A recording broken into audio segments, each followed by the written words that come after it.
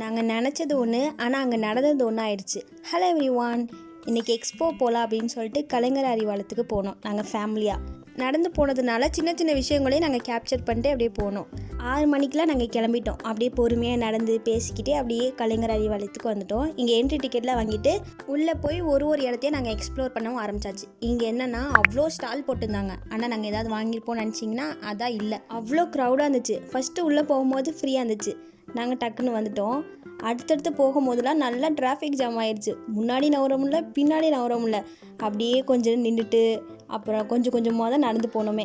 இங்கே நிறைய ஸ்டால் போட்டுதாங்கன்னு சொன்னேன் இல்லையா, அது எல்லாத்தையும் சும்மா மட்டும் வேடிக்கை பார்த்தோம். இது எப்படி இருக்குது, அது எப்படி இருக்குது, அந்த கலெக்ஷன் நல்லா இருக்கே அப்படின்னு சொல்லிட்டு பேசிகிட்டே அப்படியே மூவ் ஆன் ஆயிடுச்சு. அடுத்ததுக்கு போனால் அங்கே நிறைய ஃபிஷ்லாம் வச்சுருந்தாங்க. அதையும் சும்மா பார்த்தோம். ஃபிஷ்ஷும் வாங்கியிருக்கலாம், ஆனால் பராமரிக்க முடியாது இல்லையா, அடுத்தடுத்த நிமிஷத்தில் ஒன்று ஒன்றா செத்து போக ஆரம்பிச்சிடும் அப்படிங்கிறதுக்காக வாங்காமல் வந்தாச்சு. அண்ட் இங்கே மெடிக்கல்லாம் போட்டுருந்தாங்க. அதெல்லாம் சுற்றி பார்த்துட்டு கிளம்பியாச்சு. அஸ்லன் பார்த்தீங்களா எப்படி நடந்து போகிறான்னு.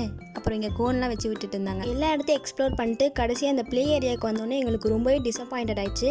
இன்ஸ்டா ரீலில் வந்து ஜெயின் வீல் இருக்குது, கொலம்பஸ் இருக்குது, அப்படி இப்படின்னாங்க. பட் ரீலில் தான் அப்படி இருந்துச்சே தவிர ரியலில் ஒன்றுமே இல்லை. சின்ன பிள்ளைங்க விளாட்றதா கொஞ்சம் 4-5 இருந்துச்சு. அப்புறம் ருமானா வந்து ஏர் பலூன்ஸில் தான் விளாண்டுட்டு இருந்தான். ஃபர்ஸ்ட் டைமாக ருமானா வந்து பெரிய ஏர் பலூனில் விளாட்றாளா, அப்படியே பயந்துக்கிட்டே வந்து போனாமே. இங்கே பெரியவங்க விளாட்ற மாதிரி ஒரு ட்ரெயின் இருக்குது. அதில் வந்து என்னோட ஃபர்ஸ்ட் அக்கா அஸ்லன் போனாங்க. இங்கே ருமானா விளாண்டுட்டு இருந்தனால அப்புறம் அவன் மட்டும் தனியாக போனான். எங்களுக்கு தான் இங்கே விளாட்ற மாதிரி ஒன்றுமே இல்லையே. அதனால் நாங்கள் பாட்டு ஃபோட்டோஸ் வீடியோஸ்னு ஒரு கவுண்ட் எல்லாமே எடுத்துகிட்டே போனோம்.